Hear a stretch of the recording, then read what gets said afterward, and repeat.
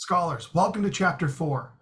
Today we're going to talk about interpersonal communication and, more critically, the theories that drive our understanding and ability to predict and explain relationships as they manifest online and through computer-mediated communication. So to start, let's talk about interpersonal communication, how we're going to address it. There's lots of discussions and lots of different definitions about interpersonal communication. We're going to talk about relationships broadly, though, and the sort of conceptual framework we're going to work from is intentional communication between at least two communicators, some sort of sharing of meaning or co-construction of reality. This is going to help us differentiate it from impersonal communication, where it may not be intentional. So you're walking past someone in the quad that you don't know and you don't wave. That's communication, but it's not really deliberate. You didn't necessarily mean to snub them because you didn't know who they are. And at least two individuals. And we're going to focus a lot on particularly dyadic interaction in this chapter, because other chapters we devote to group communication, sizes 3 or more. Now, certainly we can have interpersonal relationships in 3 or 4 or more individuals, and we'll talk more about that later on in the text. But here we're going to really focus on mostly dyadic communication between two individuals. We're also going to spend a lot of time in this chapter looking at the theories that guide interactions online and the relationships that we form. The reason these theories are so important is because they're timeless and they allow us to generalize beyond a particular context or contemporary communication medium. So in other words, the theories we'll talk about can be and have been used to explain relationships that are primarily mediated through text message boards, through email, through texting, through Facebook, through Snapchat, through TikTok, and even in the next platform that has yet to be developed as I record this. And that's one of the real important reasons to think about theory when we talk about CMC, is because in the year to 4 years between now and the time you graduate, the technological landscape is going to change a lot. And so being able to reason theoretically about these processes helps us apply what we're learning irrespective of what particular channel the future is going to be having in store for you. So we're going to start today talking about interpersonal communication, a little bit where Chapter 3 left off, in sort of the sad notes. So where we left off in Chapter 3, talking about impersonal communication, we spent a lot of time talking how early CMC theories and understanding thereof approached computer-mediated communication from this cues filtered out perspective. Basically, by virtue of being online, where we lose so many cues for interaction, particularly vocalics, kinesics, haptics, the ability to co-reference things, touch, smell, taste for whatever reason, hear tone of voice, make eye contact. Early theories of CMC basically reasoned we just can't have meaningful relationships mediated online. And until the late 70s, early 80s, it was sort of somewhat declarative in that respect. Well, you're mediated, so it's probably good for task information, but sucks to be you, no relationship today. Where all that started to change was with Corzeni's development of the theory of electronic propinquity. Now, propinquity is something that had been around before, and it's this idea of perceptual closeness. You feel close to someone. And so and this is not the same thing as geographic or spatial presence. If you're riding next to someone on the train or a subway or an airplane, you're physically close to them, but you may not feel very interpersonally close or relationally close. Just the sort of strangers on the train phenomenon. I don't care about you, you don't care about me, our lives don't intersect. And propinquity is meant to really reference, even if we don't have really important relational aspects, dimensions to our relationship, we can still feel this sense of propinquity. And so someone that you're sitting next to in class, even if you don't know their names, but wait for them every day and are glad to see them and you trade notes or something, may not be terribly relationally close, but you may feel very propinquitous in the nature of your relationship. So propinquity is something that had been kicking around for a while. Philippe Corzeni said, there's probably an addition to this, not just looking at propinquity in the sense of co-located face-to-face communication people, but rather electronic propinquity, the perception that we can feel close to someone through mediated interactions, through electronic or digital channels. So Corzeni puts forward this idea of the theory of electronic propinquity in the late 70s, 1978 to be specific, and said there are 6 antecedents to this idea of feeling close to someone through mediated communication. The first one of these is bandwidth, and bandwidth doesn't mean how many bits of data can your telecom service provider carry. It's not that kind of bandwidth, but rather sort of how much information can it carry in a more social and socio-emotional cues sense. And so we typically think about face-to-face communication as very high bandwidth because we can make eye contact, use facial gestures, use expressions, whereas a text message may have lower bandwidth because all we have is the verbal communication and just the textual communication stripped of any vocalic or nonverbal cues. Corzeni says the more bandwidth that we have, the closer we feel to someone. And we probably experience this particular dimension often in our lives. If you're just texting someone back and forth or Snapchatting, you may not feel necessarily close. It's a little harder to feel not close to someone when you're talking with them face to face or having a video conference. Second antecedent of propinquity is mutual directionality. Basically, if you can have particularly sort of synchronous or very close to it feedback, that back and forth exchange, that sense of interactivity really gives us a sense of closeness. You're responding to the things I say, I'm responding to the things you say, typically in real time. Importantly here, it's mutual directionality, not just the synchronicity of the channel. Many of us have probably used emails sort of, even though their email's meant to be an asynchronous channel, we've used email synchronously. You're sitting at your computer, your friend's sitting in front of their phone, you email, they immediately receive it and reply and back and forth. And it's just as fast as text messaging. It's not innately a property of the channel, but rather sort of how it's being used. Synchronous channels just tend to have more mutual directionality. More mutual directionality we have, the sort of easier feedback is, that makes us feel closer. Our third antecedent is task complexity. The more complex, the more involved and intricate and sort of cognitively demanding that a task is, reduces electronic propinquity. The reason this happens is because we start getting so focused on the task, we forget about the sort of relational dynamics and to read into the interpersonal side of that interaction. And so if I'm just asking you to talk with someone online about how your day is, that's not a terribly complex task. You can kind of range wherever you want.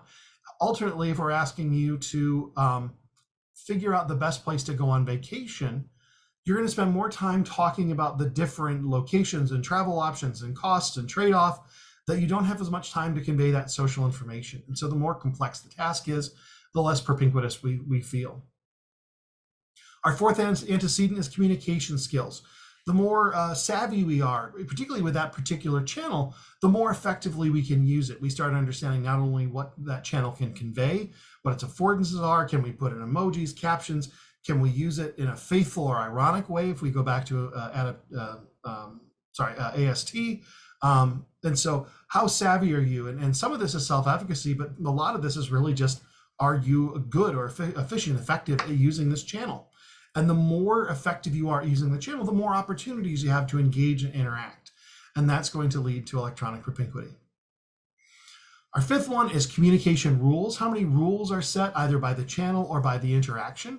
When you're interacting with someone at work, there are some rules that guide. So with things like formality of conversation, we often may have to address a superior in a much more formal way, dear Mrs. Shershin, rather than a subordinate that we can address more informally. Hey, Liz. So the rules for communication, who can talk with whom, when can we talk, what can we talk about? The more that there are these rules in place, again, the more that it takes away from the sort of interpersonal side of it, from a free-flowing natural discussion that may let us feel this greater sense of closeness. We're confined by these rules, we're limited by these rules, and as such, we have a hard time feeling closer to that person. So there's a negative relationship there as well. Lastly, and this one seems counterintuitive, the more choices for media that you have available, the less propinquitous it is as well. And so often we have many choices we could choose to talk with someone. You could, everything from write them a letter to find them in the quad and talk to them, call them, text them, beep them, email them. I've got this Kim Possible theme in my head now. Text me, beep me if you want to reach me.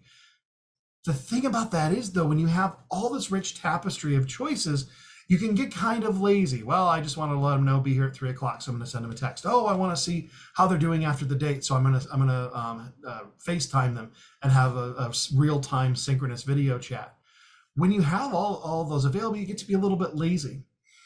Contrarily, when your choices of media are really constrained, they're really throttled, users start making the most of them and maximizing the utility of that channel.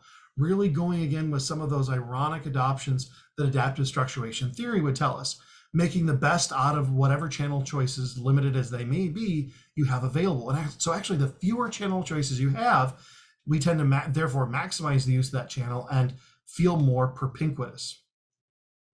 So it's a somewhat complex theory, and it's got this little bit of a tragic history. Corsini proposed it in '78, immediately tested it by going into labs and having students talk on telephones, and it didn't work so well. It kind of crashed out. And so he kind of let the theory lay dormant. About 20 years later, Walther and Bazarova picked it up again, though, brought it back into the lab with students, but using more channels, because there were more channels available per that last tenet of the theory of electronic propinquity, with more channels available when it wasn't just phone or text, and bringing in some additional channel options. That richer channel environment actually allowed a lot of the tenets to be supported. And so this is one of those theories that I think is really interesting, because it sort of lay dormant for a while, and we're just now starting to understand, oh, there was something there, and pick it up and understand with it. What's really interesting is it helps us explain a lot about how we have relationships and mediated interactions. And to do this, let's go back to the earlier frame here and talk about deployed soldiers. So often deployed soldiers, if they're stationed abroad, especially internationally, have so few options home.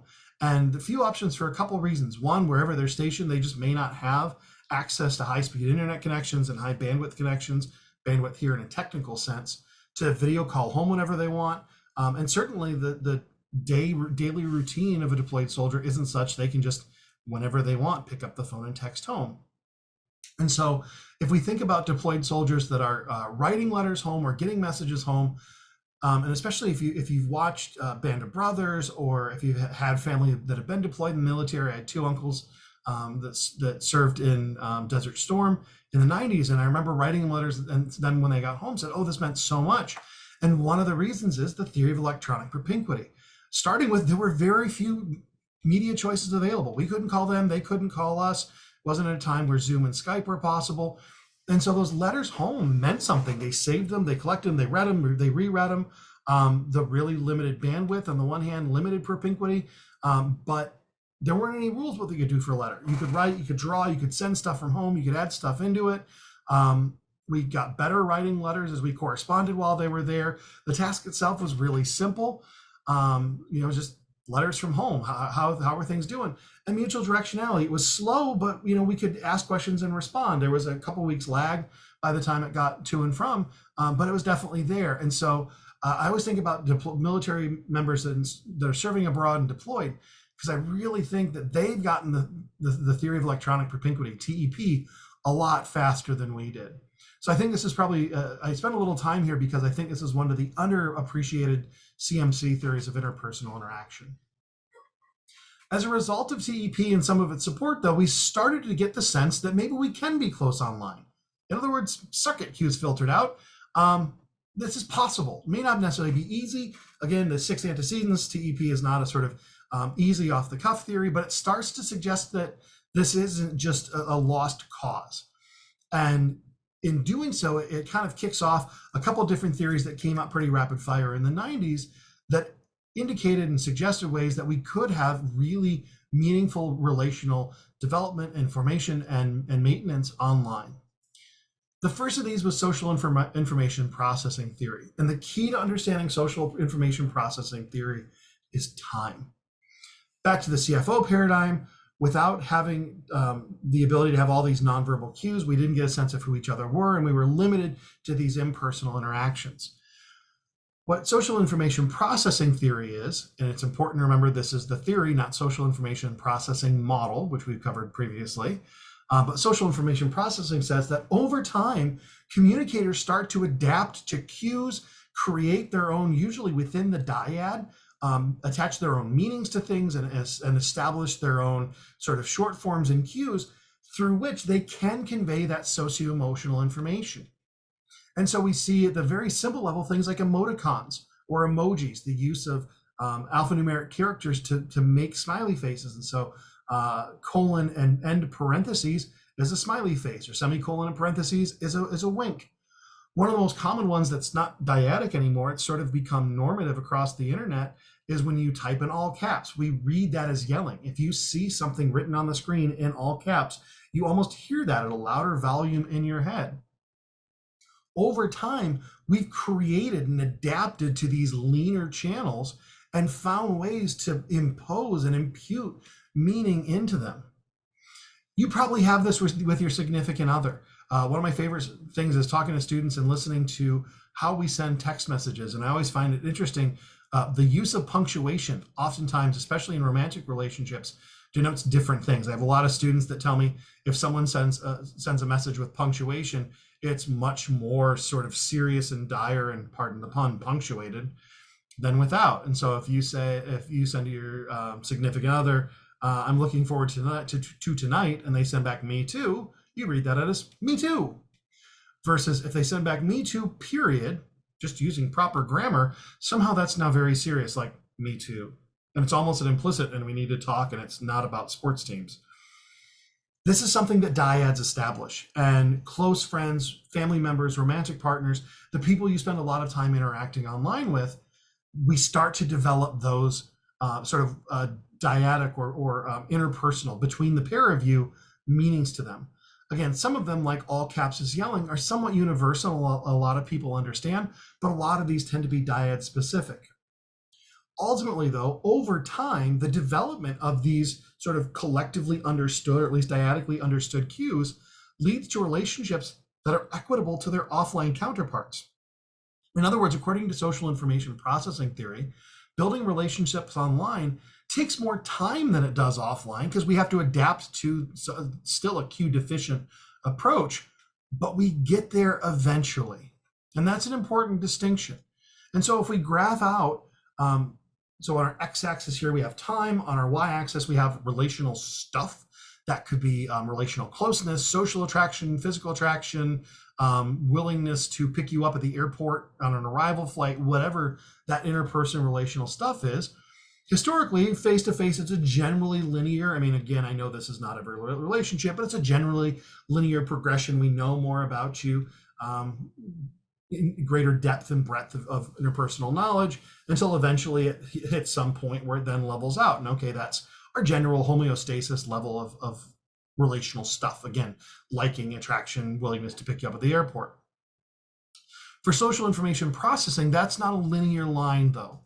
And instead it starts slow. And then you get this exponential build where, okay, we're starting to understand the cues. We're starting to understand the cues faster, faster, faster, faster. Like you're going up a roller coaster, and then it levels out at the same level you would have face-to-face. It takes longer. We need to build up some steam, but once we get going, we really make sense out of it quickly and end up having these relationships that equal their offline counterparts. But the critical component here is it just takes more time. It takes more time because, first of all, especially typing and reading, if you're doing text-based channels such as email, text messaging, a lot of social media channels are still very text-heavy. Typing and reading just takes longer than speaking and listening. So it takes additional time to adapt and accommodate the medium. But more critically, it just takes time again to work out these idiosyncratic cues, the things that are unique to your duo, to your dyad, to make meaningful interactions happen. So broadly, social information processing says it takes more time, but we get to equitable levels of our offline counterparts. A few years later down the line, Walther comes out with a hyperpersonal model of communication. And the hyperpersonal model draws on this Greek prefix of hyper, meaning greater. In other words, in hyperpersonal communication, the end result is that our perceptions of that relational stuff, our perceptions of our relational partner, become greater than they would have offline. How does this happen? Well, to understand how it happens, we have to go back in our communication discipline a little bit and go back to our transactional model of communication. Many of you remember this from your introduction or survey communication course. We have a sender who encodes a message, sends it through a channel, gets decoded by the receiver, who then sends feedback. Great. Very standard process of communication. The hyperpersonal model builds on this transactional model 4 key elements that result in this hyper level of perceptions. So the first of these is when we're interacting online, senders tend to engage in selective self-presentation. It's a little bit about what they not only how they encode it, but also what they encode in the first place. So the sender is going to send out the things that typically they think makes them look best for that situation. So we think about this in the form of dating or job interviews. You obviously want to put your best foot forward. And so you think of the things that may make you look most employable, and you put that on LinkedIn. You think about the things that may make you most desirable to the intended dating partner, and you put that forward. So we have that selective self-presentation. I'm going to do this with respect to dating because it's where it's been done the most, but this works in a lot of different interpersonal relationship contexts.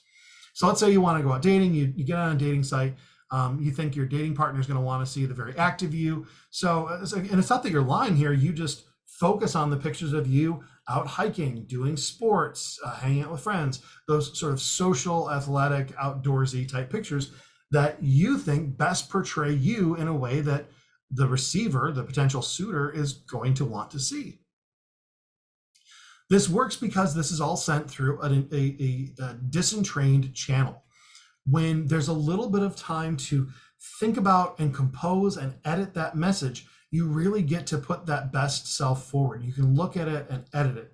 It's a little hard. It's really hard to do face to face because we're highly entrained. We're highly connected and tethered to the relationships and the messages that we send back and forth. In audio, video, in a FaceTime or a Hangout, it's still relatively entrained, but we have a little bit of a chance. Things like filters or say, oh, there was a delay. I glitched out there for a second. Can you say it again? Not necessarily. But the more asynchronous we get, the more disentrained we become. But especially we take that opportunity. So rather than going to a face-to-face speed dating and they say, tell me about yourself, you can take the time to think about what are the best ways to, first of all, what's the best bits of information to convey that I'm an outdoor active person? Then how do I best package those? How do I best encode those? And some of this all really takes advantage of those disentrained channels. Then that message gets to the receiver, and the receiver engages in idealized perceptions. In other words, they have this idealized perception, they're looking for the best in the sender. Part of this is there's a general human desire to like the people with whom we talk. If I don't like you, why am I spending time and effort talking to you? And so we want to like our partners, our communication partners, romantic and otherwise.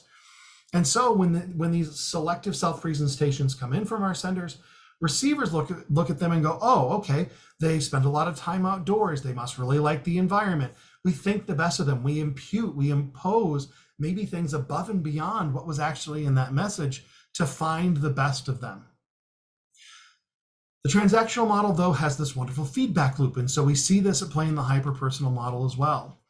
Taking in those idealized perceptions, the receiver then sends confirmatory feedback. Basically, what in this did I really value that I'm going to message back to you to start this feedback loop? So let's go back to you want to present yourself as an outdoorsy person, so you send pictures of yourself hiking, post pictures of yourself hiking to your profile. Potential partner sees those and sees the dog that you're hiking with. Oh, you're a dog person. They haven't latched onto the outdoors. They haven't latched onto the athleticism. They haven't latched onto the hiking. They've latched onto the pets. So they send the confirmatory feedback of, oh, I'm a dog person too. That reinforces your self-presentation. The next thing you're going to share is, oh yeah, I love my dog. This is Brutus. He likes going on hikes and he's a good boy, whatever. But you start now sending out more selective self-presentational message. And this starts resulting in a feedback loop. It's all cyclical. It's self-reinforcing. You send out the good stuff. The receiver takes the things they value the most. They encourage that. They reinforce that. They send that reinforcement back to you. And so you pick out more of the good stuff. This feedback loop perpetuates. And so as a result, the perceptions that we have of some that we've only met online, we don't get a sense of, do they chew with their mouth open? Are they rude to the wait staff? Do they clap when the airplane lands or at the end of a movie? Something totally nuts. None of those weirdo things come on, only their best selves. And so this whole feedback loop results in this ultimate perception of your dating partner or just friend that's much more hyper, much more intense than something that would be occurring offline. And so our graphs change. Now, if we still map on our x-axis time and our y-axis relational stuff, face-to-face remains this linear development thing. Hyper-personal, much like SIP, it starts off slow because we still need time to develop these norms and cues and for the feedback loop to kick in. Again, we have that sort of exponential growth. The difference here with hyper-personal relative to the SIP model is the hyper-personal model ultimately exceeds the levels that we could get face-to-face and then plateaus. So we end up with that relational stuff on our y-axis at a greater level than we would have face-to-face. And this is why we call it the hyper-personal models, because ultimately it results in these very favorable impressions. So I don't think it's the most faithful thing in the world, but it helps to get the sense. If you remember the summer camp romances you had, there's a little bit of the hyper-personal element. Now, it's not online and it doesn't fully fit the model here, but if you think about those summer flings you had when you were a teenager at summer camp, a lot of that has to do with hyper-personalization. You saw the best of them. You didn't find out they were a band dweeb. Everybody at summer camp gets to reinvent themselves. There's a little bit of hyper-personalization to that as well. Even more critically, though, again, the place we really see this is online dating. And we'll talk more about this when we talk about the applications of CMC and relationships.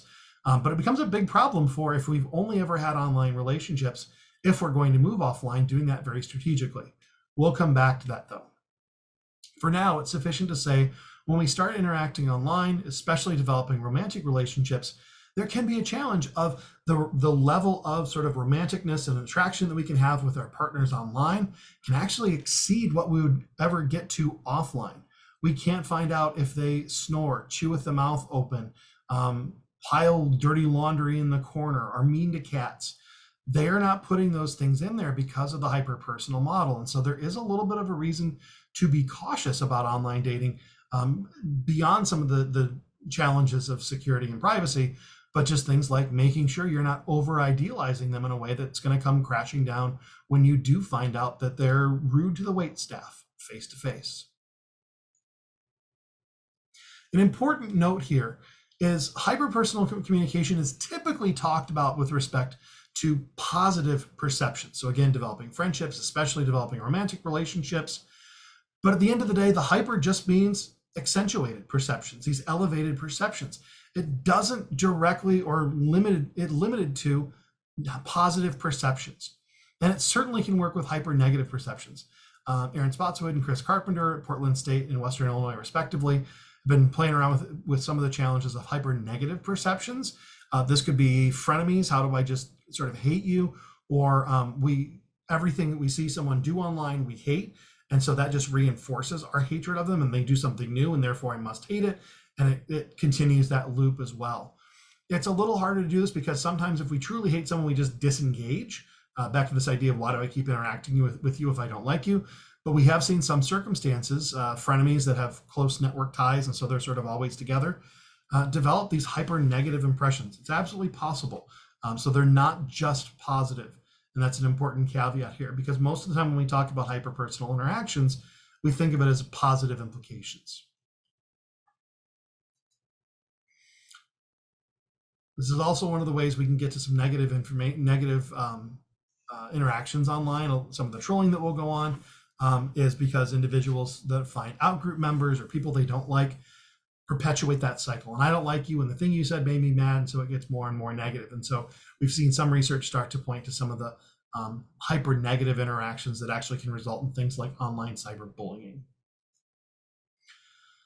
Last thing we're going to talk about today is the concept of mass personal communication. And this isn't so much a theory as a sort of a framework or a schema through which to think about interactions.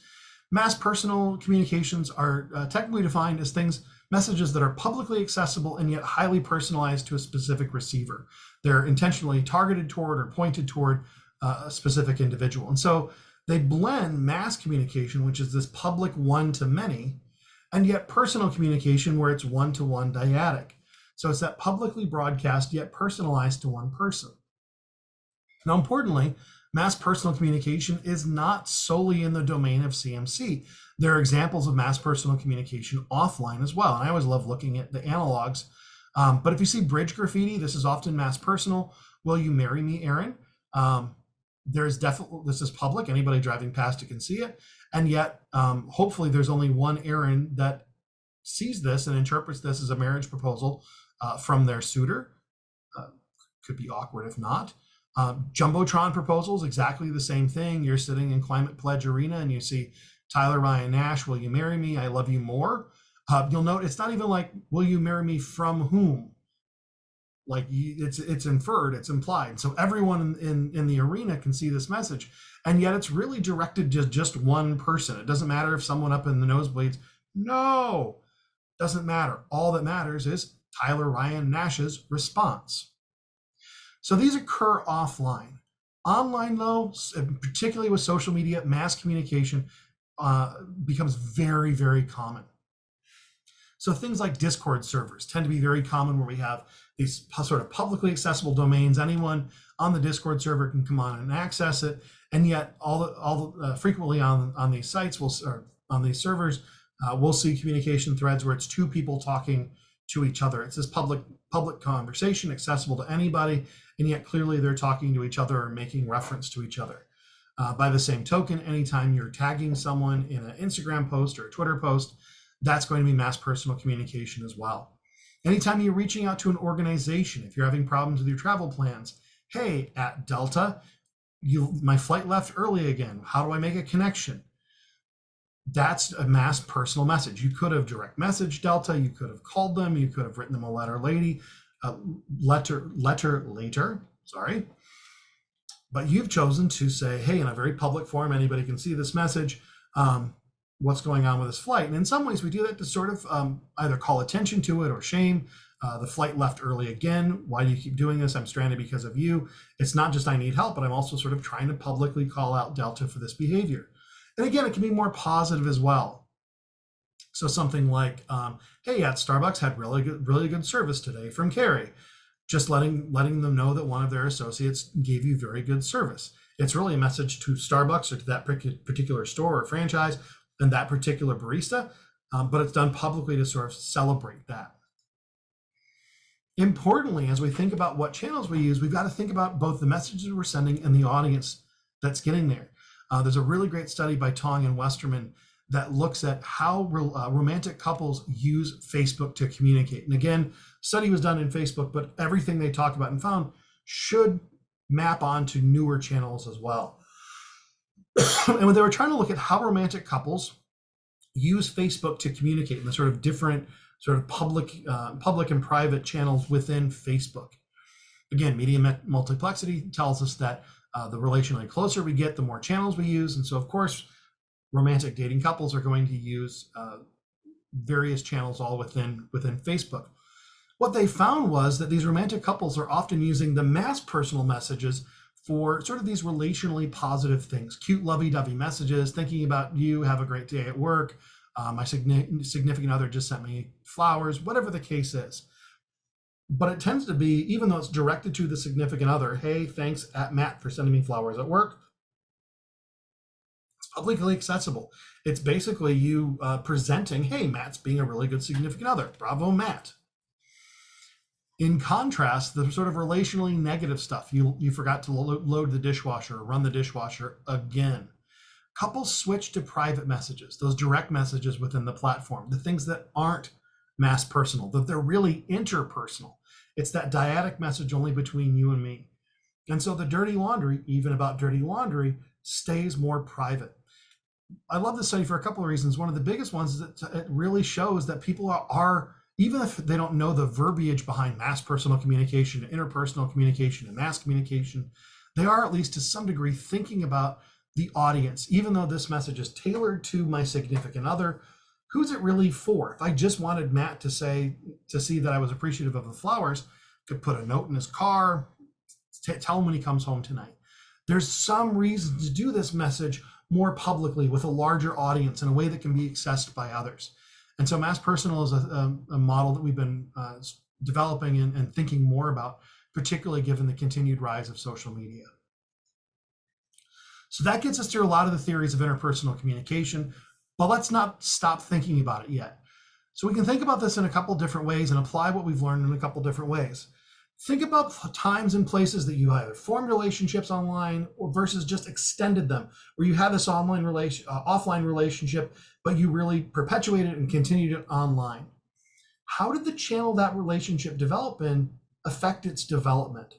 And so again, I kind of go back to summer camp here. You met someone and idealized them, but then maybe moved away and got to idealize them maybe even more. How does the channel through which you're forming those relationships affect the relational development? Another thing to consider, think about a close friend that you interact with in a mediated way. What norms have you developed that other people wouldn't necessarily understand? I have a good friend of mine that will often put two colons with to sort of bracket a word as a much more emotive way, like double colon with shrug in the middle. And we do this to just sort of indicate the nonverbal more than just saying the word shrug or implying it. It's sort of a more substantive meaning. Other friends, even with me as sort of this fixed point between everybody, don't have that norm. It's been very, very specific to that dyad. What are your examples of this? Lastly, why use social media for directed messages? What's the benefit for these public messages, whether it's to a company, to a person, to an organization, to others? What's the benefit of putting them on blast, using these mass personal messages rather than just DMing them and taking it more privately? Did you do that deliberately, or was it something that only after the fact you might have to go back and sort of sense make and understand, why did I choose that channel? So there's a lot of great ways to keep thinking about these concepts. So that's it for chapter 4. We've gotten through the theories of understanding interpersonal interactions online in a mediated context. We'll talk more about actual relational processes when we talk chapter 8. But for now, thanks for sticking with us. Keep reading, keep learning, and we'll see you next time.